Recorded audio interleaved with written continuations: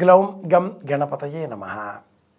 వినాయకుడిని అర్చించే నిమిత్తమై మనం సేకరించేటటువంటి ప్రతిమ లేక మనం మన ఇంట్లో సిద్ధం చేసుకునే ప్రతిమ ఎలా ఉండాలి?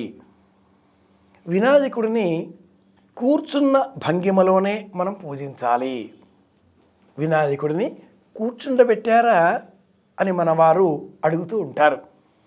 వినాయకుడిని మీరు పూజించారా అని అడగడం చాలా అరుదు. మీ ఇంట్లో వినాయకుడిని కూర్చుండబెట్టే సంప్రదాయం ఉందా అని అంటూ ఉంటారు. ఎక్కడ కూర్చుండబెట్టాలి? ఆవాహయామి, ఇది మొదటి ఉపచారం. ఇది కాగానే నవరత్న ఖచిత సింహాసనం సమర్పయామి, ఇది రెండవ ఉపచారం. కనుక వరసిద్ధి వినాయక స్వామిని సింహాసనం పైన లేక ఒక వేదిక మీద కూర్చున్నటువంటి ప్రతిమనే సేకరించి పూజించాలి.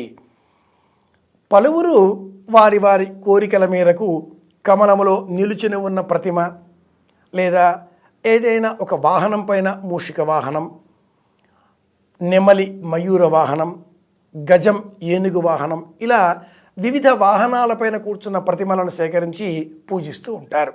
కానీ వరసిద్ధి వినాయక స్వామి వ్రతం అనగానే ఆ స్వామి వేదిక మీద కూర్చున్న ప్రతిమ అయి ఉండాలి, సింహాసనం మీద కూర్చున్న ప్రతిమ అయి ఉండాలి.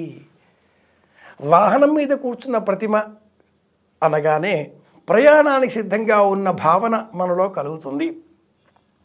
గముల్గతః, నిరంతరం చంచలంగా ప్రయాణించేటటువంటి మనస్సును నియంత్రించేటటువంటి శక్తి గణపతిది. గకార పూర్వరూపం, అకారో మధ్యమ రూపం.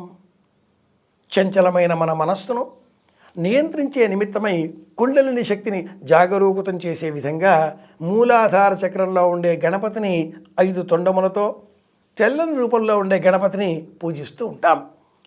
అలాంటి ఆ గణపతిని మనం సింహాసనం మీద కూర్చున్న స్వరూపంగా భావన చేసి అర్చించినట్లయితే సకల శుభాలు కలుగుతాయి. కూర్చునే శక్తి అలవడుతుంది. కూర్చుంటేనే ప్రశాంతంగా ఆలోచించగలుగుతాం, అందరి క్షేమాన్ని కోరుకోగలుగుతాం. కనుక కూర్చున్న గణపతిని సింహాసనం మీద ప్రశాంతంగా పాశాంకుశములను ధరించి వరద అభయహస్తములతో ఉన్న చతుర్భుజ గణపతిని వరసిద్ధి వినాయకుడిగా పూజిద్దాం. అందరి క్షేమాన్ని కోరుదాం. మళ్ళీ కలుసుకుందాం. ఓం గ్లౌం గం గణపతయే నమః.